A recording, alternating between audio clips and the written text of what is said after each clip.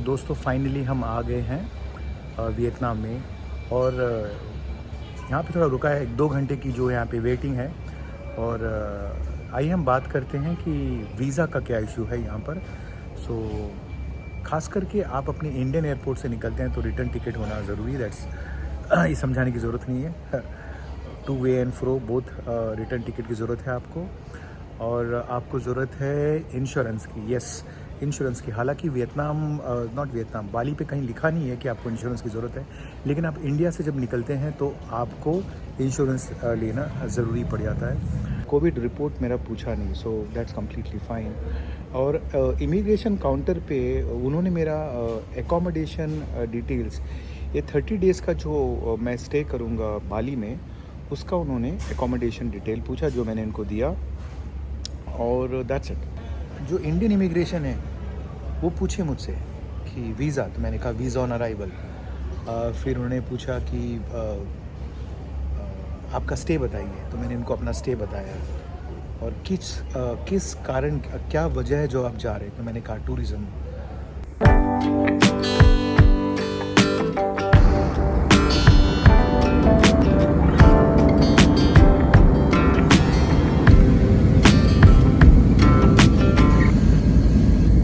अब यहाँ पे शुरू होती है आप लोग की असली मेहनत। जैसे आप बाली पे लैंड करते हैं तो सबसे पहले जो लंबी लाइन लगती है वो है आपके कोविड वैक्सीनेशन सर्टिफिकेट का वेरिफिकेशन।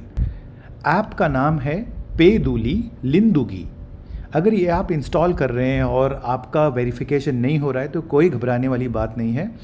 क्योंकि ज़्यादा करके लोग जब एयरपोर्ट से लैंडिंग करते तो सबसे पहले वो पढ़ते रहते हैं पेदुली लिंदुगी का क्या डिटेल है।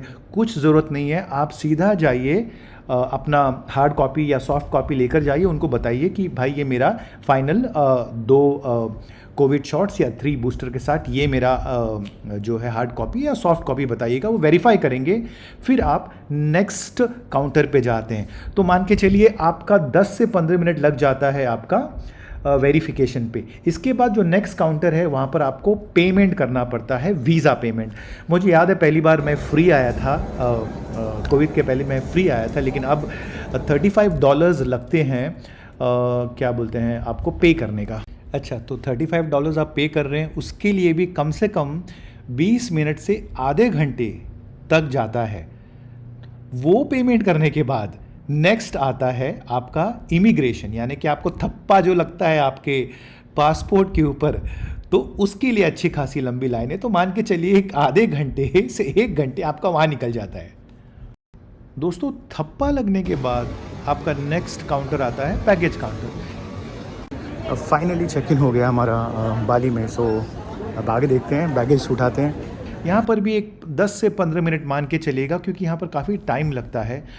मुझे बताया गया था कि आपका बैगेज आ रहा है काउंटर नंबर 3 पे, और मेरा बैगेज चल रहा था काउंटर नंबर 2 पे। तो आप सोचिए मुझे कितना वक्त लगा यहाँ से वहाँ इंक्वायरी करने के लिए, भैया मेरा बैग कहाँ है, where is my bag, where is my bag. एक तो आधी इंग्लिश कैसे न कैसे करके वो समझते हैं, हम समझाने की कोशिश करते हैं। अच्छा, जब आप बैगेज काउंटर पे बैग का इंतज़ार कर रहे हैं तो आगे जाके किसी से पूछेगा कि कस्टम डिक्लेरेशन फॉर्म कहाँ पर है।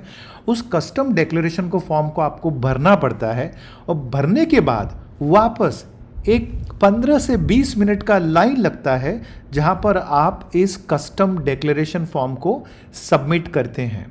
तो मान के चलिए 10 से 15 या 20 मिनट वहाँ पे चले गए। इसके बाद अगर आप लकी रहें तो आप चुपचाप निकल जाते हैं। यदि आप लकी नहीं रहे तो अक्सर देखा गया है कि आपके बैग को 3 बार गया हूं मैं बाली, 2 बार मेरे बैग को प्रॉपरली पूरी तरह से 1 बाय 1 एक एक सामान को, कपड़े से लेकर सभी चीज़ों को चेक किया गया है, और चेक करने के बाद वापस मुझे रीपैक करना पड़ा है।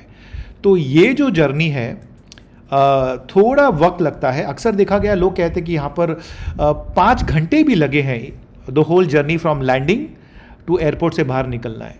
बट दोस्तों, मैं कहूँगा ना कि ये जो मेहनत आप कर रहे हैं इतना, वो वर्थ है, क्योंकि बाली देखने लायक जगह है।